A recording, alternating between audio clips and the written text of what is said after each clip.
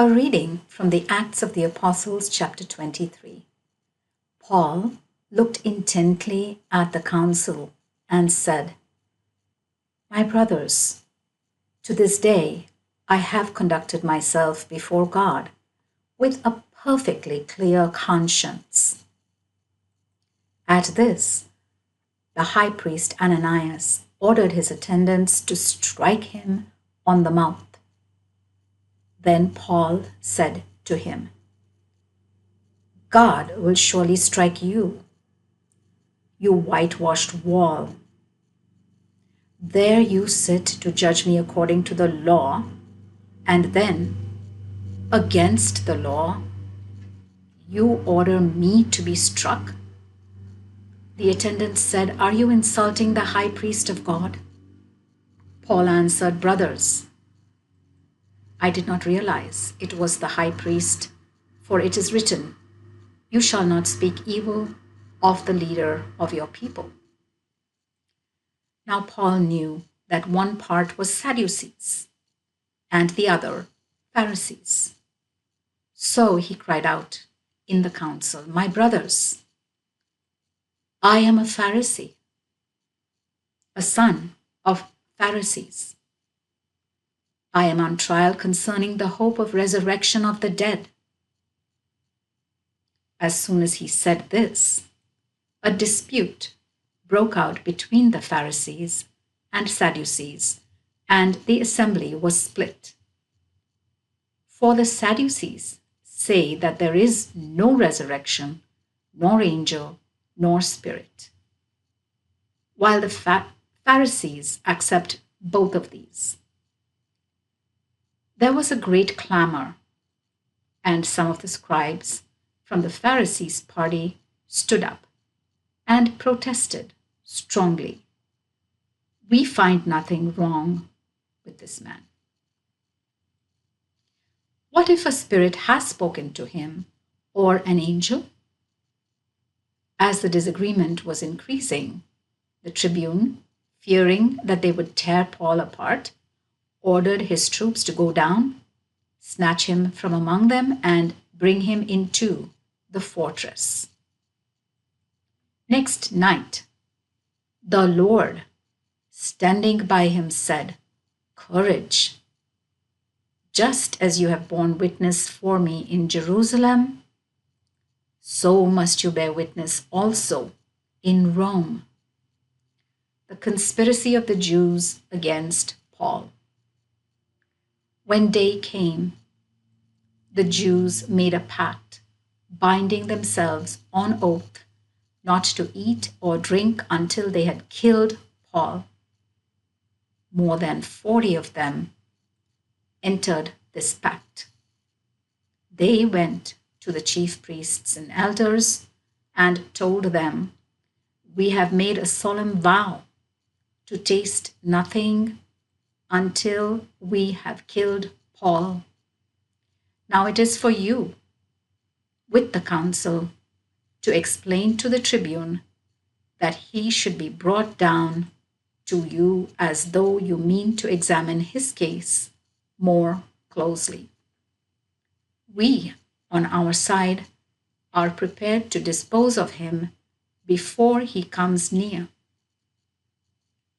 However, the son of Paul's sister heard of the ambush and made his way into the fortress and told Paul, who called one of the centurions and said, "Take this young man to the tribune. He has something to report to him." So the man took him to the tribune and reported, "The prisoner Paul summoned me and requested me to bring this young man to you. He has something to tell you." Then the tribune took him by the hand and drew him aside and questioned him in private. "What is it you have to report to me?" He replied, "The Jews have made a plan to ask you to take Paul down to the council tomorrow, as though they mean to inquire more closely into his case. Don't you believe them? More than 40 of them are lying in wait for him, and they have vowed not to eat or drink until they have got rid of him. They are ready now and waiting for your order." The tribune dismissed the young man with the order, "Tell no one that you have given me this information." Paul transferred to Caesarea. Then he summoned 2 of the centurions and said, "Get 200 soldiers ready to leave for Caesarea well before midnight, with 70 cavalry and 200 auxiliaries. Provide horses for Paul and deliver him unharmed to Felix the governor."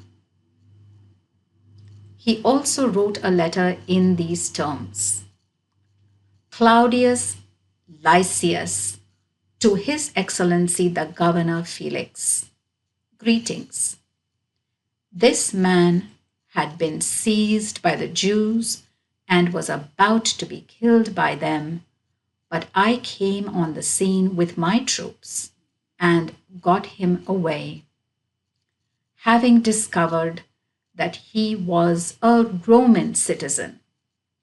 Wanting to find out what charge they were making against him, I brought him before their council.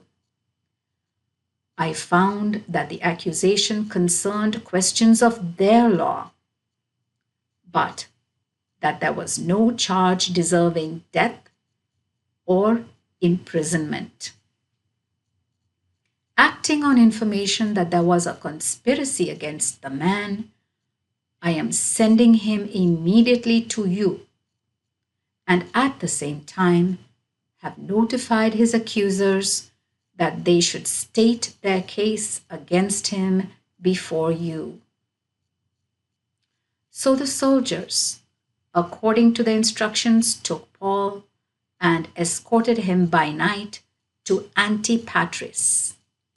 Next day, they left the mounted escort to go on with him and returned to the fortress.